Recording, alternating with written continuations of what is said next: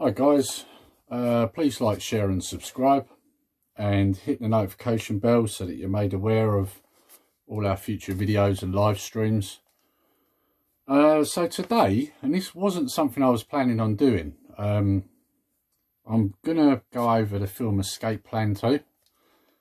Wasn't planning on doing this, it's just I had nothing to do for a couple of hours. I saw it on Netflix. I enjoyed the first one, so I thought I'd give it a whirl. I'll be honest, I wish I hadn't, which is one of the reasons why I'm doing this video.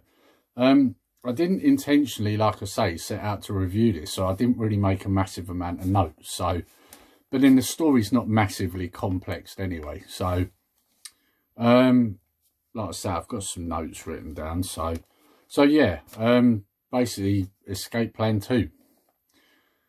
What went wrong here? Oh God, it's so bad. It's so bad. You know a film's bad if you're playing with your phone within 15-20 minutes of it. You know that it's bad. It's unfortunate because there are some good actors in it, but then there's also some really bad ones as well. So obviously, as we know, if you've seen the first one, you'll know that it's pretty much Stallone, Arnold Schwarzenegger, and then you've got 50 Cent and a couple other supporting characters.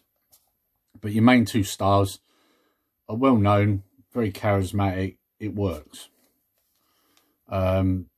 This one, not so much, because the only really big star is Stallone, to be honest. You have got another guy, I can't for the life of me think of his name, but he's been around a while. But he always plays a bad guy, and the problem with him is whenever he plays a role, he plays it quite stiff, and it doesn't really work very well in this film. I can't think of the actor's name. In fact, I can't even think of anything in particular he's in, but he's in a lot of films. If you've seen it, you'll know what I'm on about. He's the one who tells him he's the zookeeper in the movie. Yeah. Other than that, you've got 50 Cent who's returned. I believe the female was in the first one. She's back. Again, you know, not really massive stars. You could say, I suppose, Dave Bautista's a big star, but as we know, he's not exactly a great actor, and he's not very good in this either. Yeah. I'll be honest, I wouldn't even waste your time. It kind of started off well, and I'll just get into a little bit of that now. So basically, we start off with what looks like a bunch of hostages, and it looks like they've been captured by some sort of extremist group. And you've got Wes Chatham's character. Basically, he's been spoken to by one of these extremists, and he's saying to him about, oh, you know, nothing will give our cause more attention than a Westerner killing a Westerner sort of thing. So you've straight away, it's like, oh, so he's on their side. But if you're like me and you see these things predictable as hell, you know full well he's a good guy and he's part of the escape. That much is obvious. So, of course, watching this part, I'm thinking, oh, this is a good way to go. You know, it was an escape plan in a prison in the first one. This one's going to be a hostage situation. Maybe this is what we're going to see in the film, some sort of hostage negotiations, which would have made sense and would have been different to the first one. It's still an escape plan, but in a different way. Unfortunately, that's not the way this goes. No. We've got to pretty much copy the first one, but do a worse version. And basically, that's what happens. Like I say, it's predictable. They're getting out. Wes Chatham then appears, and it turns out he's with them. So, film then goes on, and obviously, something I should point out, one of the female hostages gets killed. She gets shot as they're escaping. And it's all blamed on Wes Chatham's character because he follows some sort of algorithm, he says. To be honest with you, when I heard that, I was like, is there going to be any payoff to this? And there wasn't. It wasn't really explained. Apparently, he has some sort of algorithm that he sticks to. And later on, you hear Stallone saying, well, your algorithm puts people at risk. It doesn't work, blah, blah, blah. it's all a bit of nonsense, really. It's not really important at all. But basically, because of what happens, Breslin, which is Stallone's character, lets him go. He says, I don't want you on the team. You put people at risk. You're all in it for yourself. It's about teamwork. And he lets him go. You know full well, if you've watched enough of Stallone's films, this is going to come back to bite him in the arse, isn't it?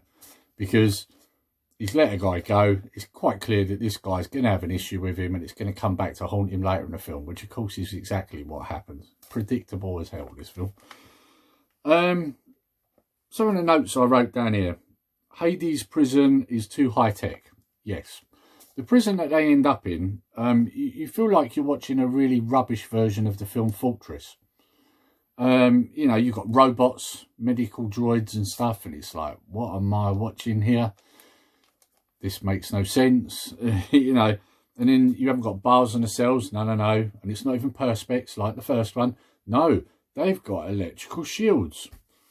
Yes, because that's available at the moment, isn't it? You know, even if it was available, I'm pretty certain it wouldn't be in prisons yet, you know. It's just absolute nonsense. Like, and it, like I put here, looks like a bad Fortress ripoff, which it does. And there's lots of neon lights and stuff, you know. There's scenes where it looks like you see a fight scene, it's like, I thought they was going to start dancing, because it's almost like a disco. It's ridiculous. Like, how many prisons have you been to that have got neon lights everywhere? It's just, it makes absolute no sense. And it gets worse. It gets worse. As it goes on, you realise that the prison moves. Because you've got one of the main characters, an Asian fella, who's trying to figure out how to get out, kind of like Stallone did. Because basically in this film, Stallone's got a team. He's there like the leader that sits in the office, but he's mentored all these guys. And the main star, this Asian guy, you keep hearing him running it over in his head what Stallone has told him, or what Breslin has told him. You know, how to work out a layout, you know, the fact that you've got plenty of time. You're in a prison, you're not doing anything, so, you know, use your time wisely, all these sort of things. And he's mapping it out, and then he realises that the prison moves. So it's mechanical, if you like, almost like a Rubik's Cube. So because it moves, you can't predict how you get out. And he finds this out because he's talking to, funnily enough, another Asian fella, who's the cook. And he says to him, like, can you tell me how you get to where you go? And he says, no, they blindfold me. So he says to him, well, there are other ways of figuring out how you get from A to B. The next minute you see him counting the steps. And he tells him one day 21 steps. But then the following day he tells him 40-something. And this is when he realises it moves. So just to confirm his theory, he puts a little chalk cross or pencil cross on the wall and on the floor. And then the following day when he walks along, he finds that the two crosses are in different places. So it's obvious it moves. Again, another thing that's totally ridiculous. So I've then put here car chase, slowest car chase I've ever seen. Yes. So basically, one of Breslin's team, a young lad, is the only one pretty much that hasn't been captured out of the ones that were at the beginning during the hostage negotiation. Obviously, he let one go. The Asian fella's in there, we know that. And the only other guy was a guy with a beard, white fella. And he's chasing someone because he's got a lead. It's the worst chase you've ever seen. Like, they've done the sound effects of high revving engines, so it sounds like it's a high speed chase. But when you're looking at it, it's not. And the engine sound doesn't match the speeds they're doing. I've never seen a car chase done so badly in my life. Honestly, it's so slow. Like, this is not a chase. There's parts where they're turning and you think you could run faster than that. It's really bad. And of course, after this chase, this guy gets captured and he wakes up and he's now in the prison. So, next note I put, because to be honest with you, a lot of what goes on throughout the rest of it is all a lot of filler and pretty much nonsense. Until, well, there's something that happens a little bit later on, but we'll get to that. I put out, wow, he's the bad guy. Didn't see that coming, LOL.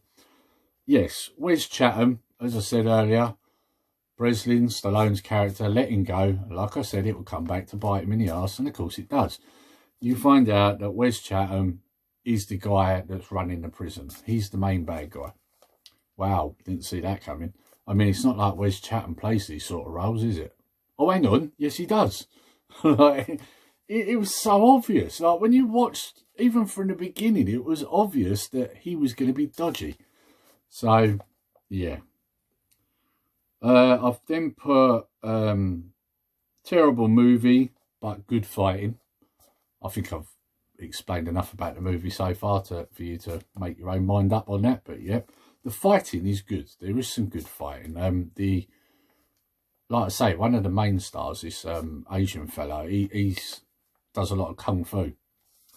The reason I say that is because at one point he uses a technique that I used to use in Wing Chun called chain punching. And you see him use that on one guy. So, and it's clear he's doing a style of kung fu, or many styles of kung fu, in fact. So, and he's very good.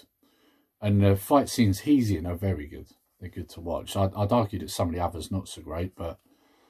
And the reason I say that is because Stallone fights Wes Chatham at the end, and you can see that it's not him that's fighting a lot of the time. It's someone with a dodgy wig on. But, you know, he's getting older, so you kind of expect that. But... yes, and then you find out because Stallone ends up in the prison, and it was all intentional, and you could pretty much tell it was intentional. He wanted them to catch him, and of course he then tells Wes Chatham just before the end fight with him that it was all done on purpose. His whole plan was to take down Hades, but he couldn't find it, and even if he had have found it, it would have been difficult to get in. Whereas them capturing them all like they did, put him right where he wanted to be. So he's basically explaining to Wes Chatham, you've done what I wanted you to do. The plan was for you to capture all us and then us bring it down. Like I say, predictable, very predictable. It wasn't a shock at all. You could see it a mile off. And then you find out right at the very end that it's all a set-up for a third film. A third film that I will not be watching. You know, it kind of ends where you've seen Wes Chatham talking to someone like a digitized sort of character on the screen, and you can tell his voice has been altered. You know, it's obvious that whoever he's talking to probably doesn't look like that, and definitely doesn't sound like that. And Breslin, Stallone's character, tells him, you know, we're coming for you, we're bringing you down, and that's basically where it ends. So setting it up for a third film, like I say, it's not something I'm gonna watch. No way. I mean, like I said, Dave Bautista's in this, but he doesn't do a great deal. You don't see him in it much, and it's almost like he's there to replace the Arnold Schwarzenegger character. He's basically the big guy running around with a big gun. and that is pretty much what he does. He doesn't even really do much fighting barehanded, to be honest. It's all just guns, and he doesn't say much. And when he does say it, you know, it's the dialogue's bad. You know, his acting's bad anyway, isn't it? So the only reason he's so good really in the Marvel films because he doesn't really talk much, and also that his character's meant to be like that anyway, so he kind of gets away with it. But in this film, just yeah. So yeah, so there is a third film out. Like I say, I will not be watching it. This one is terrible.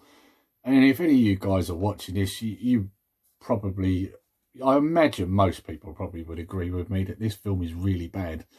It's so hard to stay focused on it because the acting's bad, the story's ridiculous. You know, the whole thing about the prison is just, it's almost like they looked at the first film and went, how can we make this make this better? Oh, I know. Let's make it totally ridiculous with energy barriers instead of bars, electrocuting people to the floor, you know, various, holographic walls and stuff. You've got all that in this as well. A prison that moves around. Oh, and let's just make it even more ridiculous and have medical robots and stuff. Like, come on. You know, it's just utter rubbish. And I should have looked actually just to see what the budget amount was on this. I normally do that, but like I say, I didn't plan to do this video. I would like to know how much it cost and how much they made back, because I don't imagine they made a lot back. Although saying that, they did make a third film, so they must have made some money from it. But normally it'll get canned if they don't make anything. So I imagine they probably did make something from it. Probably because people enjoyed the first one. Like I did. I enjoyed the first one. It was the first time I think you'd seen Arnold Schwarzenegger and Stallone on screen together. I think. I can't remember if that was out before Expendables or after. But even in Expendables, they're only next to each other for a minute or so anyway, aren't they? Whereas in that film, they're, you know, together most of the film. So, but yeah, I think maybe that's what it is. Maybe people watched it because the first one was good. Same reason I did. Yeah. So, if you are watching this video and you haven't watched it, my advice to you would be don't. So, because it's really bad. It's a rubbish film, and don't waste your time. I really wish I'd found something better to do for them 2 hours. Because it is, it's after you've watched it, you get this feeling of dread, like you've wasted 2 hours of your life that you're not going to see again for this. So, yeah, so don't bother. If you haven't seen it, don't bother. And if you have seen it, like I said, I imagine you probably totally agree with me. It is garbage. So, anyway, I know this is a video where I'm bashing a movie, but I imagine there's a lot of people out there, like I say, that don't like this film. So, would probably enjoy this video. So, if you did enjoy this video, give it a like, share, subscribe, hit the notification bell so that you're made aware of all our future videos and live streams. Our social media will be linked in the description below if you want to follow us there. And until next time, take care, stay safe, Nerdy Geezer out.